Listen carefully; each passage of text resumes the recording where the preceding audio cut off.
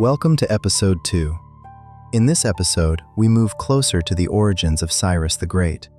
Before the empire, before Babylon, and before the name of Persia became known across the ancient world, there was Anshan, a land, a people, and a historical foundation from which Cyrus would rise.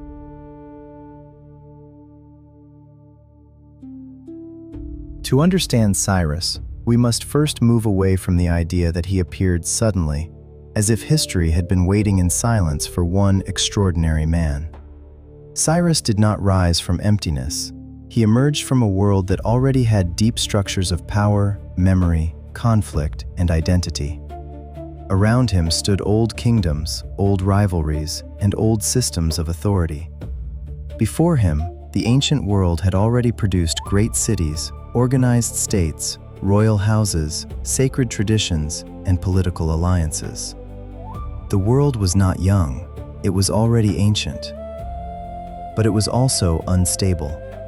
The great powers of the time did not live in isolation. Egypt, Babylon, Lydia, and Media formed a wide political field across the central zone of civilization. Each of them possessed its own history, its own prestige, and its own way of ruling. Egypt carried the weight of extreme antiquity. Babylon stood at the heart of Mesopotamian tradition. Lydia controlled wealth and Western roots. Media, in the Iranian world, had become the strongest kingdom of its age. Within this world, the Persians were not yet the masters of history. They were not yet the imperial force that later generations would remember. They were one people among others, placed within a larger political structure, shaped by geography, older civilizations, and the presence of stronger powers around them. This is why the story of Cyrus cannot begin only with conquest. It must begin with formation. Before Cyrus became the founder of a new order, Persian identity itself had to take shape. The Persians had to become visible within the historical landscape. They had to organize themselves, define their center, and stand in relation to the greater powers that surrounded them. One of the most important places in this early story was Anshan. Anshan was not simply a name on a map. It was part of the deeper foundation from which Persian power would eventually grow. In the book's structure, the story moves from the Persians to Anshan and then to Cyrus himself. This order matters because Cyrus is not presented as a detached hero, separate from land and people. He is presented as someone whose rise is rooted in a place, a people, and a political inheritance. So Episode 2 begins here, not with the empire, but with the conditions that made empire possible. It begins with the Persians before they became imperial. It begins with Anshan before the world knew the name of Persia. It begins with Media, the great power under whose shadow this transformation took place. And finally, it begins with Cyrus, not yet as a legend, but as the product of a world already moving toward change.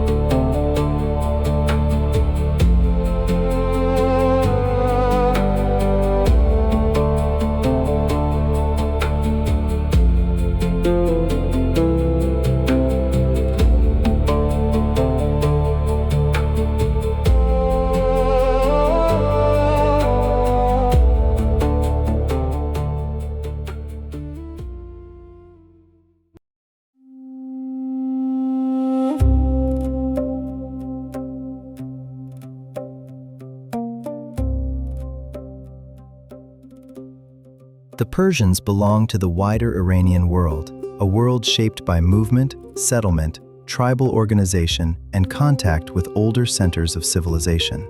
They were part of the large wave of Iranian-speaking peoples who entered and settled across different parts of the Iranian plateau. At first, they were not an empire.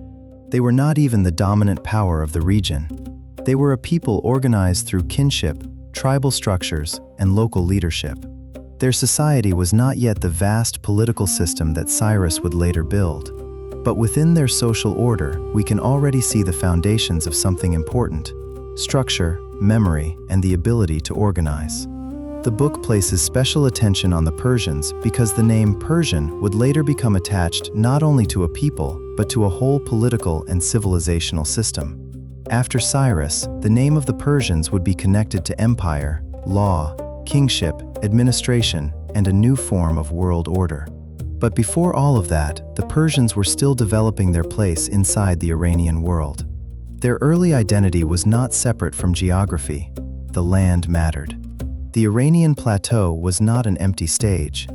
It was a region of mountains, plains, roots, settlements, older traditions, and competing powers. Peoples moved through it, settled in it, fought within it, and absorbed older cultural layers that had existed long before them. The Persians were shaped by this world. They were not isolated from it. They encountered older cultures, older political traditions, and established centers of authority. They were also linked to other Iranian groups, including the Medes, who had already formed a much larger kingdom. This meant that Persian identity developed in relation to others. It was formed through contact, dependence, rivalry, and gradual political growth. This is one of the key ideas. The Persians did not begin as a universal power. They became one. And this transformation is what makes their story important. In the book, the Persians are described not simply as a tribe that suddenly conquered others, but as a people who were already part of a structured world. Their rise was not random. Their later success depended on the fact that they were able to transform existing systems rather than merely destroy them. This is why Cyrus's rise cannot be reduced to military victory. Military victory alone does not explain why the system he created lasted. It does not explain why so many peoples could be brought into one political order. It does not explain why the Persian Empire became something different from earlier empires that ruled mainly through fear and destruction. To understand that difference, we must first understand that the Persians had already inherited and absorbed many layers of political experience before they became imperial. They lived near older civilizations. They existed in the shadow of media. They were connected to Anshan. They had tribal roots, but they also moved toward kingship. They were local, but they were becoming historical. And then, from within this process, Cyrus appeared.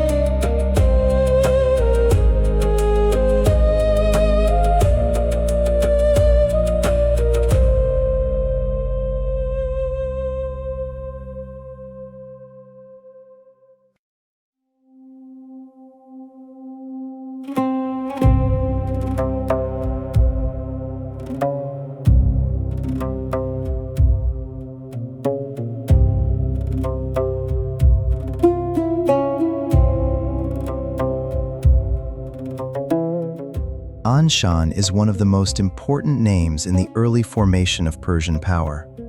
It was located in the southern part of the Iranian plateau, in a region that connected Persian identity with older layers of civilization. Anshan had a history before Cyrus. It was not merely a Persian invention. It belonged to a deeper world in which Iranian peoples, older Elamite traditions, local kingship, and regional power had interacted over time.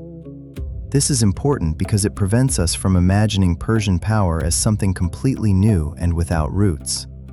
Cyrus did not build from nothing.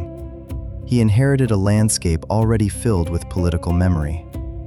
Anshan gave the Persians a center.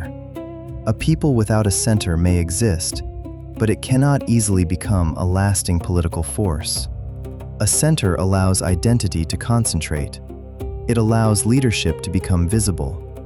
It allows memory, territory, and authority to connect. In this sense, Anshan was not just a place, it was a foundation. Through Anshan, Persian identity became tied to land and rule. The Persian leadership that would later produce Cyrus was not floating above history. It was anchored in a region with its own political meaning. The book's structure makes this clear. Before presenting Cyrus directly, it first examines the Persians and then Anshan. This tells us that Cyrus must be understood through the connection between people and place. He was not only an individual, he was the expression of a historical formation. Anshan also mattered because it stood between worlds. It was linked to the older Elamite sphere and to the rising Iranian powers. This made it a place of transition. It carried older traditions, but also became part of a new Persian future. That combination is essential. If the Persians had only been a mobile tribal group, their rise might have ended as another short-lived movement of conquest. If Anshan had only been an old regional center without new political energy, it might have remained a memory of the past. But together, Persian identity and the center of Anshan created a base from which something larger could emerge. Cyrus inherited this base. He did not invent Persian identity in one moment. He gave it historical force. He transformed what already existed into something much wider. This is why Anshan matters for the documentary. It gives us the origin point of Persian power before that power became imperial. It allows us to see Cyrus not as a myth appearing out of nowhere, but as a ruler formed by land, lineage, political context, and historical opportunity. Anshan was the place where Persian leadership could become more than local leadership. It was where the future empire still existed in a smaller form. And it was from this smaller foundation that Cyrus would begin to act within the larger world of power surrounding him.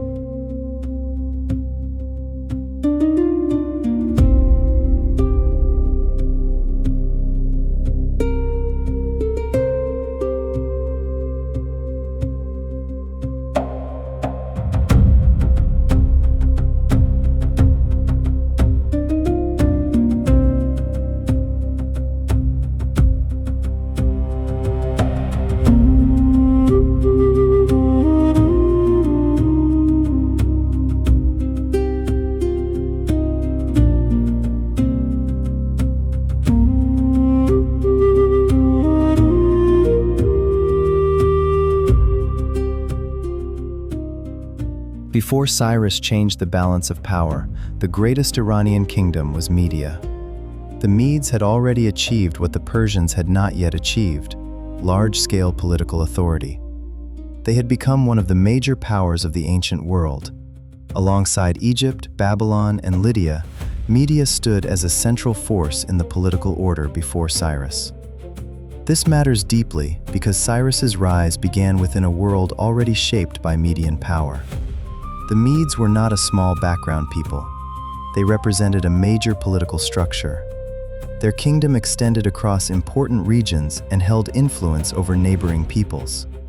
In the world before Cyrus, Media was the great Iranian power, and the Persians were connected to it. This relationship is essential. Cyrus did not simply confront a weak or empty political space. He emerged within a strong system. He had to understand that system, move within it, and eventually transform it. The Median kingdom had already shown that Iranian-speaking peoples could form powerful states. It had already participated in the wider politics of the ancient Near East. It had already become part of the balance between the great kingdoms. In that sense, Media prepared the historical ground for what Cyrus would later expand. But Median power, like the other powers of the time, had limits. It could dominate, organize, and influence, but it had not yet created the kind of imperial structure that Cyrus would build. Its authority depended on balance, alliances, hierarchy, and the control of different groups. Such systems could be strong, but they could also become fragile when internal relations shifted. Cyrus's rise must be understood against this background. What happened was not merely the fall of one ruler and the rise of another. It was a transformation of the center of power inside the Iranian world. Authority moved. The political weight shifted. What had belonged to Media began to pass toward Persia. This was not just rebellion, it was structural change. The Persians, through Cyrus, moved from a subordinate or regional position into the center of history. The power that had once surrounded them now became something they could redirect. This is one of the most important points for Episode 2. Cyrus did not destroy the idea of order. He inherited the problem of order and gave it a new form. He saw the existing structures of power. He understood their strength. But he also understood that domination alone was not enough to create lasting stability. The Median system gave him both a model and a limit. It showed what power could do, but also what it could not yet become. Cyrus's greatness, in this reading, lies not only in overcoming Media, but in transforming the political inheritance that Media represented.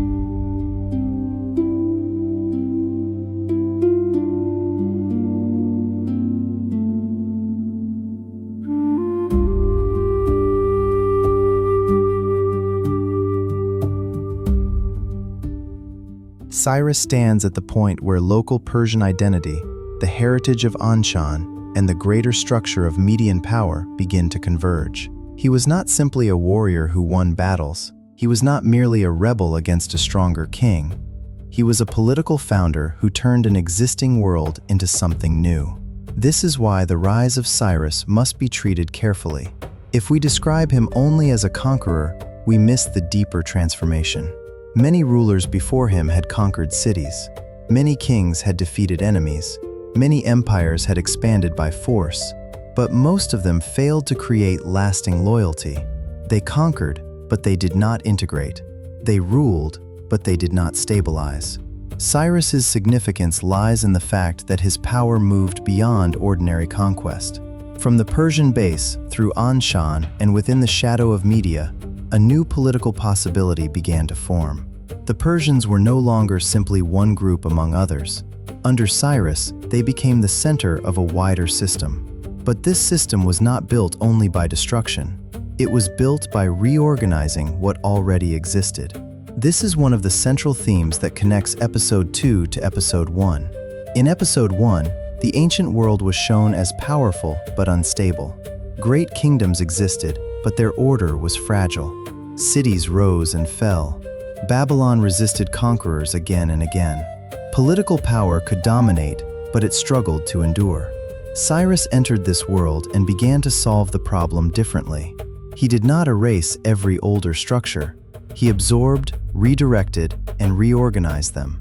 This is what made Persian power different. It was not only the rise of one man or one tribe. It was the birth of a political system capable of holding together different peoples, lands, and traditions. That is why the story of Cyrus must begin before the famous conquests, before Babylon, before the image of the liberating king. Before the empire reached its greatest scale, there was a quieter and deeper process, the formation of Persian power itself. The Persians had to become a people with a center. Anshan had to become a political foundation. Media had to become both the great predecessor and the structure to be transformed. And Cyrus had to become the figure who could bring these elements together. By the end of this process, the world had not yet seen the full Persian Empire, but the conditions for it had appeared. The old balance was beginning to move. A regional power was becoming something more. A people once standing in the shadow of greater kingdoms was preparing to reshape the ancient world. This was the true beginning of Persian power. Not simply the birth of an empire, but the formation of a new way to organize power itself.